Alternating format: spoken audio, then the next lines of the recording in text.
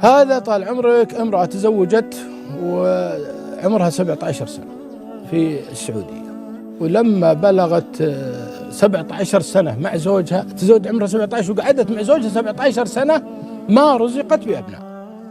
فالأبو أو زوجها قال أنا أبغى أتزوج واحدة ثانية علشان أجيب عيال. قالت أنا والله ما أنا أحبك ولا أتحمل أنك تتزوج علي، فمن فضلك طلقني. حاول فيها رفضت، فقام طلقها وراحت بيت أهلها. هو تزوج وجاء عيال، وهي قعدت 7 سنوات فوق 17 سنة اللي عاشتها مع زوجها ما جاء عيال. جاء رجل وتزوجها، وهذا الرجل صمل عمرها 45 سنة ولكن ما تزوج يعني. فأخذ المرأة وتزوجها، قعد معها 2 سنين.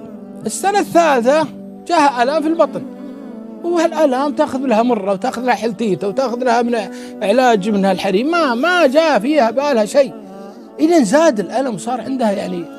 راحت المستشفى مكشوف عليها، قالوا أنت حامل. عجيب. شلون؟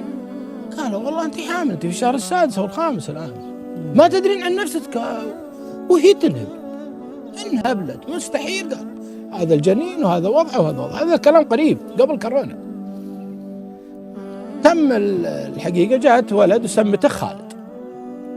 ولا خالد هذا يعني على قولة سعادة الدنيا والآخرة عندها، شيء ما تتخيلون. المرأة إذا جاء ابن بهالطريقة هذه فرحت فيه فرح شديد، تعلقت فيه. يوم وصل عمر الولد 9 أشهر ويتجي كورونا، وتصاب الأم بكورونا، ولا كانت تدري عن نفسها. قعدت لها أسبوع أو 10 أيام، حرارة مدري إيش.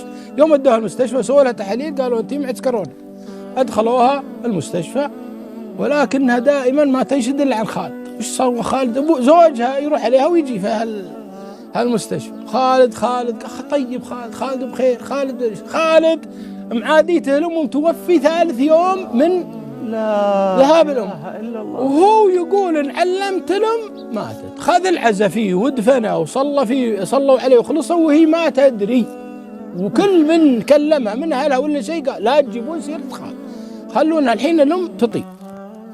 والله يا أخوان إن المرأة سبحان الله، يوم جاء الولد، يوم جاء طابت وبدت تتعافى، جيبوا لي خالد. قالوا ابتحال المستشفى كله جراثيم ومستشفى كله عدوى، ولا احنا بجايبين الولد.